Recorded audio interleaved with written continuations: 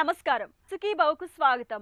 ఈ రోజు సుఖీభవలో చర్మంపై అలర్జీలకు ఆయుర్వేద వైద్యం, గుండెపై ఉప్పెనంత ఒత్తిడి, చలికాలం పిల్లల సంరక్షణ ఎలా, సిల్క్ సర్జరీతో సానుకూలతలు ఎన్నో, ఇంకా హెల్త్ టిప్, దుమ్ము ధూళి, పూలు పుప్పొడి, కాలుష్యం, చల్లటి వాతావరణం ఇవన్నీ చూడ్డానికి ఏమంత ప్రమాదకరమైనవి కావు. కానీ మనలో కొంతమందికి ఇవే ప్రధాన శత్రువులు. ఇవి తగులుతూనే శరీరం అంతా తీవ్రమైన ఎలర్జీ మొదలవుతుంది. ఇదే కాదు, పెంపుడు జంతువుల బొచ్చు, సౌందర్య సాధనాలు, కొన్ని రకాల వాసనలు, రసాయనాలు, పాత పుస్తకాలు, ఇలా ఎలర్జీ కారకాల జాబితా పెద్దగానే ఉంటుంది. ఎలర్జీ మూలంగా చర్మం, కళ్ళు, ముక్కు, గొంతు ఇలా అన్ని శరీర భాగాల్లోనూ బాధలు కనిపిస్తుంటాయి. దురదలు, దద్దుర్లతో నిత్య జీవితాన్ని దుర్భరంగా మార్చే ఎలర్జీ బాధలకు ఆయుర్వేద వైద్యం చెబుతున్న చికిత్సలు, పరిష్కార మార్గాల గురించి ఇప్పుడు తెలుసుకుందాం. సహజంగా దేశ సరిహద్దులోకి ఎవరైనా శత్రువు ప్రవేశించినప్పుడు వెంటనే మన సైన్యం అప్రమత్తమైపోతుంది. అవసరమైతే శత్రువు ప్రవేశాన్ని నిరోధించటానికి దాడులకు కూడా పాల్పడవచ్చు. ఈ క్రమంలో కొంత నష్టం కూడా వాటిల్లే ప్రమాదం ఉంటుంది. అచ్చంగా ఇలాగే మన శరీరంలోకి ఏదైనా శత్రువు ప్రవేశించాలని చూస్తే రోగ నిరోధక వ్యవస్థ కూడా ఇలాగే అడ్డుకుంటుంది. ఈ క్రమంలో ఏర్పడే ఇబ్బందిని మనం ఎలర్జీ అంటాం.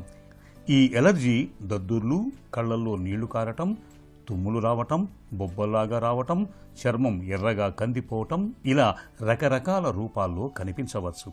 ఈ ఎలర్జీలకు కారణం మనం తినే ఆహారం కావచ్చు, వాతావరణ మార్పులు కావచ్చు, మనం వాడే మందులు కావచ్చు, పుప్పొడి రేణువులు కావచ్చు, కొన్ని రకాల కీటకాలు, పెంపుడు జంతువులు కావచ్చు, చివరికి మనం వాడే ఆభరణాల మూలంగా కూడా ఎలర్జీలు కనిపిస్తూ ఉంటాయి. అర్టికేరియా ర్యాష్, దీన్ని ఆయుర్వేదంలో శీతపిత్తం అని చెప్పడం జరిగింది. దీన్ని ఒక వ్యాధిగా చెప్పడం జరిగింది. అయితే ఇది ఒక ఆటోఇమ్యూన్ ప్రాబ్లం అవ్వచ్చు, లేకపోతే ఫుడ్ ఎలర్జీ అవ్వచ్చు, చాలా రకాలైన విధాలుగా చెప్పడం జరిగింది. అయితే దీన్ని ఆధునికంగా అర్టికేరియా ర్యాష్ అని కూడా చెప్తూ ఉంటారు, లేదా అంటే ఎలర్జిక్ డెర్మటైటిస్ అంటారు. అయితే ఇది సూపర్ఫిషియల్గా ఒకలాగా ఉంటుంది, డీప్గా వస్తే ఒకలాగా ఉంటుంది.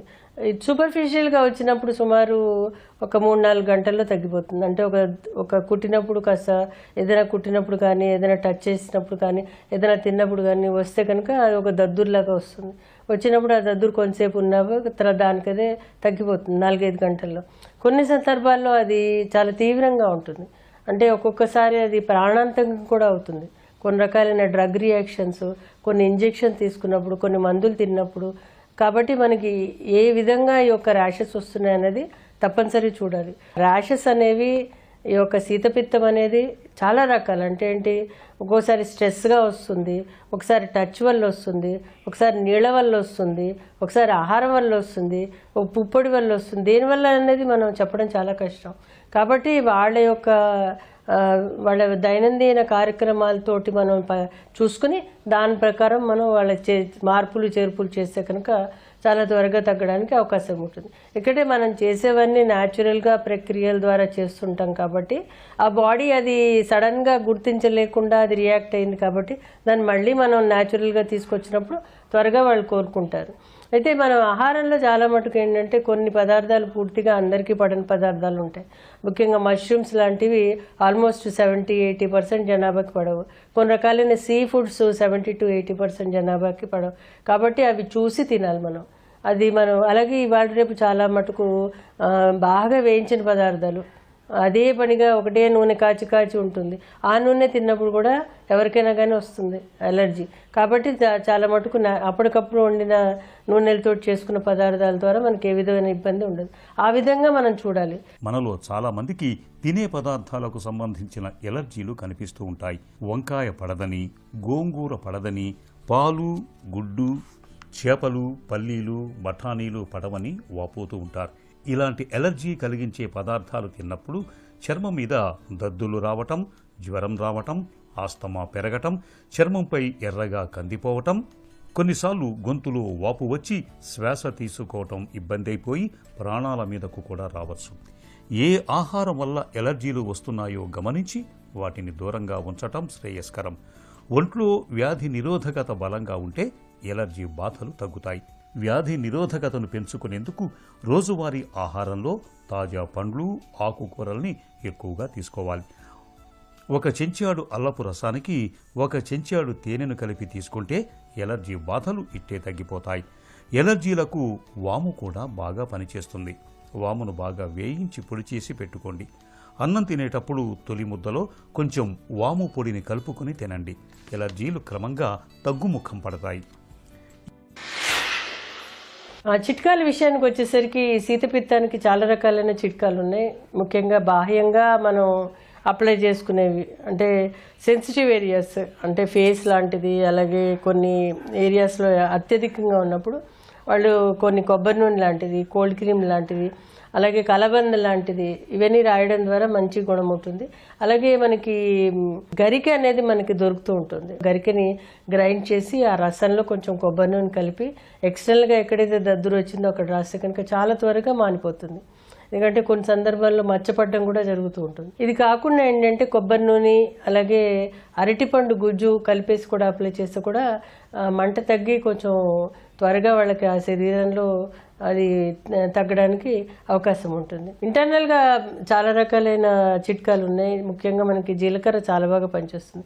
పైత్యహారంగా చెప్పచ్చు. అల్లం పైత్యహారము, అలాగే మనకి ఏదైతే సోంపు ఉంటుందో అది కూడా పైత్యహారంగా పనిచేస్తుంది. అయితే అల్లం ఒక 5 గ్రాములు తీసుకోండి, అలాగే జీలకర్ర ఒక 5 గ్రాములు, అలాగే సోంపు 5 గ్రాములు ఇవన్నీ కూడా గ్రైండ్ చేసేసి దీంట్లో తేనె వేసేసి రోజుకు 2-3 సార్లు ఒక అర చెంచాడు చొప్పున తీసుకుంటే కనుక చాలా బాగా పనిచేస్తుంది. అలాగే మాది ఫలము అనేది ఒక పెద్ద గజనిమ్మ పండు అంటాం. ఆ గజనిమ్మ పండు రసం తీసుకొచ్చి దానికి కొంచెం తేనె కలిపి నీళ్ళలో కలిపి తీసుకుంటే కూడా చాలా బాగా పనిచేస్తుంది. అలాగే మనకి ఆహారంలో మనకి ఏదైతే మనం అన్నము బార్చేస్తామో ఆ గంజిలో కొంచెం ఎస్టిమధు అనేది వేసి తీసుకుంటే కూడా చాలా బాగా పనిచేస్తుంది. అయితే ఈ గంజినే ఎక్స్టర్నల్గా అప్లై చేయడం ద్వారా కూడా ఈ ఒక మంట పోటు అనేవి తగ్గి త్వరగా ఉపశమనం ఉంటుంది. చాలా మటుకు ఏమవుతుందంటే వింటర్ సీజన్స్లో అప్పుడు డ్రై అయిపోయినప్పుడు ఇంకా ఇబ్బంది పెడుతూ ఉంటుంది. అప్పుడు ఇది తప్పనిసరి ఎక్స్టర్నల్ అప్లికేషన్స్ లాంటివి పాటించాలి. చికిత్స విషయానికి వచ్చేసరికి శీతపిత్తానికి చాలా రకాలైన ఔషధాలు ఉంటాయి. ముఖ్యంగా రోగ నిరోధక శక్తి పెంచేందుకు త్రిఫలా రసాయనం అని, అలాగే వాళ్ళకి ఇంటర్నల్గా సూతశేఖర్ రస్ అనేసి, కామధుగర్ రస్ అనేసి చాలా రకాలైన ఔషధాలు ఉన్నాయి. ఇవన్నీ కూడా ఏంటంటే వాళ్ళ యొక్క అవస్థను బట్టి, వచ్చే తీరుని బట్టి, వాడికి ఎన్నాళ్ళ నుంచి వస్తుందని చూసి దాని ప్రకారం మందులు ఇవ్వాల్సి ఉంటుంది. ఎందుకంటే యాంటీహిస్టమిన్ ప్రాపర్టీస్ ఉన్నవి కొన్ని ద్రవ్యాలు ఉన్నాయి ఆయుర్వేదంలో. అవి వాళ్ళకి కంటిన్యూస్గా వాడుతూ ఉండగా తగ్గుతుంది. ఎలర్జీలను నివారించుకోవాలంటే మొట్టమొదట మనం తినే ఆహారాలకు సంబంధించి ఒక డైరీ రాయటం వల్ల చాలా ఉపయోగం ఉంటుంది. ఉదయం నుండి రాత్రి దాకా ఏ ఆహారాలు తీసుకున్నామన్న దానిని బట్టి ఎలర్జీలను గుర్తించి వాటిని దూరంగా ఉంచవచ్చు. అలాగే మనం వాడే మందుల గురించి పూర్తి సమాచారం అందుబాటులో ఉంచుకోవాలి. ఇంట్లో పెంపుడు జంతువుల వల్ల ఎలర్జీలు వస్తున్నాయేమో కూడా గుర్తించి వాటిని దూరంగా ఉంచటం చేయాలి.